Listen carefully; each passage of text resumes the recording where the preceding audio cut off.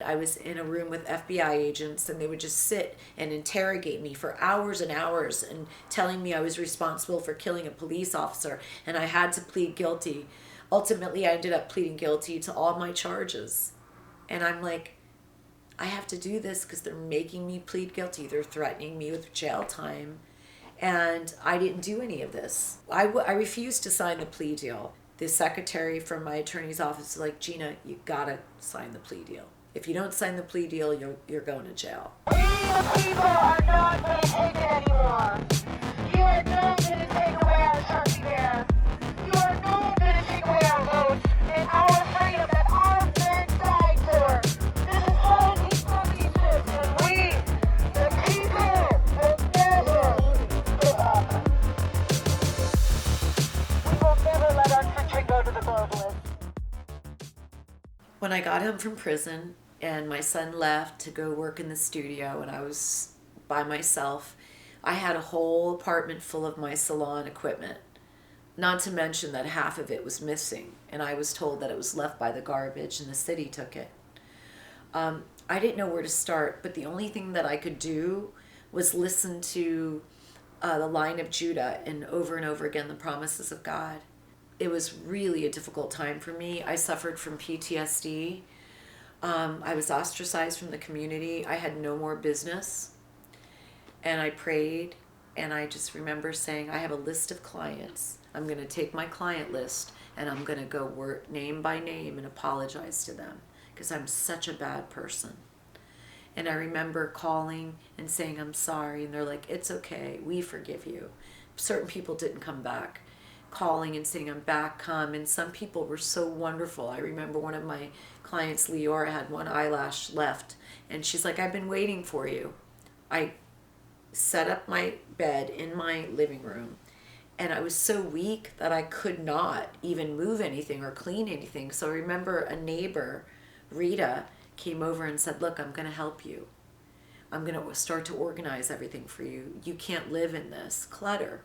At that point, I had an ankle monitor on when I got out of prison. I kept putting it off, saying maybe I won't have to put it on. But he's like, look, you need your monitor on.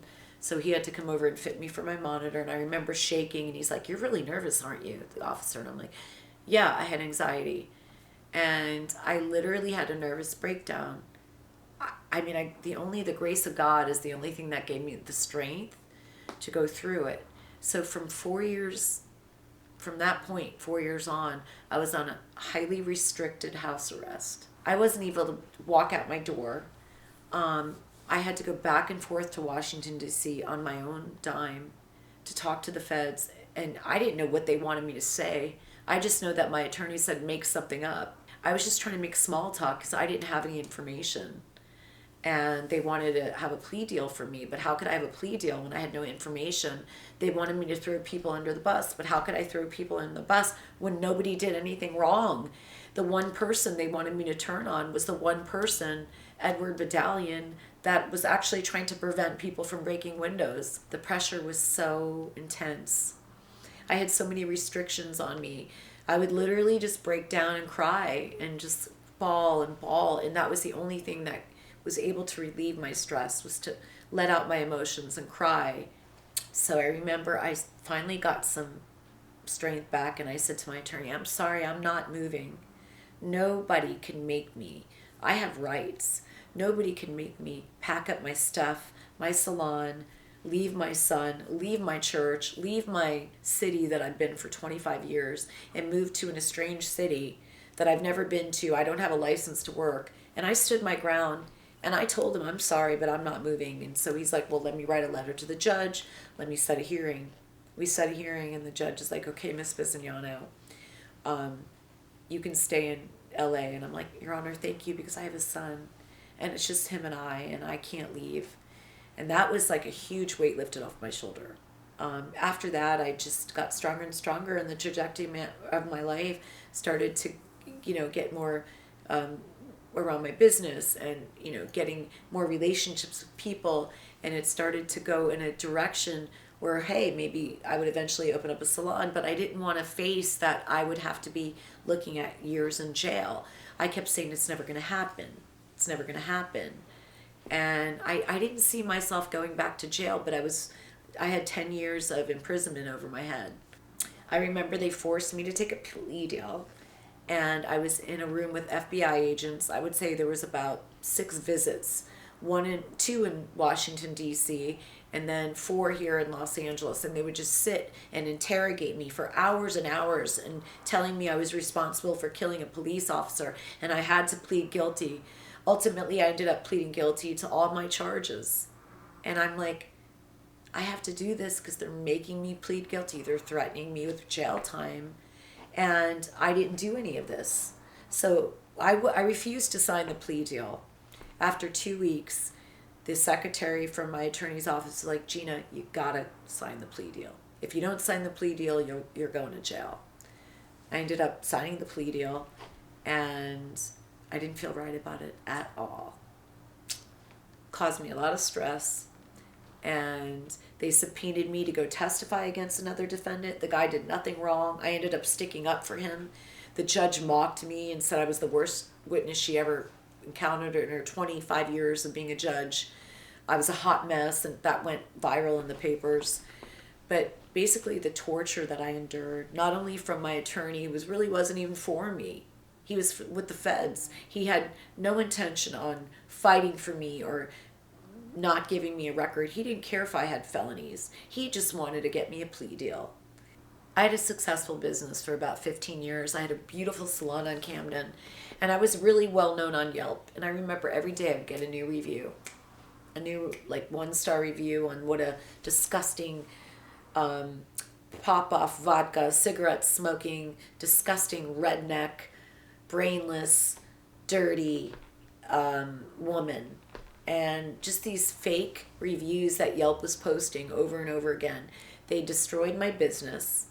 My life was being threatened. I remember opening up the mail on my birthday and getting a cockroach in a wooden crate for my birthday.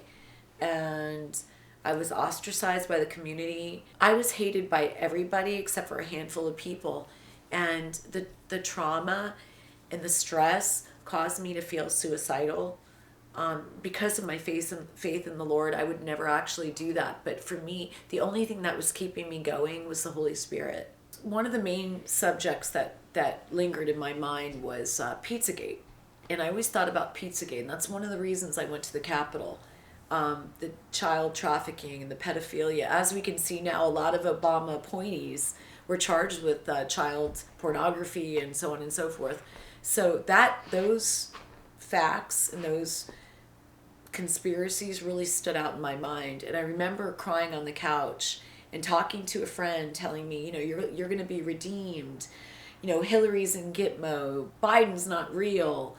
And I didn't go to the point where I believed all that. I knew Pizzagate was real. I knew there was child sex trafficking. I knew they were eating children. I knew they were raping children. So I just feel like all these conspiracies were actually coming into fruition. But there was one particular guy who's like, don't worry, you're a hero. It's like, Casera, and these are all Gitmo, and everything's going to turn around. Well, eventually it did happen. I mean, as we can see, Trump is in office. But those people kind of kept me going. And they're like, don't worry, you're going to prevail. You're a hero. You stood up for this country. But nothing could convince me because I was so broken in the feds and the government, the GOP, the AUSA. They broke me to the point of exhaustion and fear. And the only thing that got me back was my faith and then the January 6th Patriots. I was not allowed to talk to any January 6th defendants. I was not allowed to talk about the case. I was not allowed to talk about the case to my family. I had nobody to console me or to help to, give me that strength by encouraging me, because God forbid I mentioned something about January 6th. So I think that having that community, and even though I was not listening and not abiding by the judge's rules, I was still talking to people from January 6th. I was talking to people on the prisoner's record. Those people were giving me the strength to endure and to eventually take back my plea deal and tell them that I was being bullied by the feds. Don't forget to like and subscribe. If you want to hear more about my January 6th experience or my Fedsurrection experience, like and subscribe here.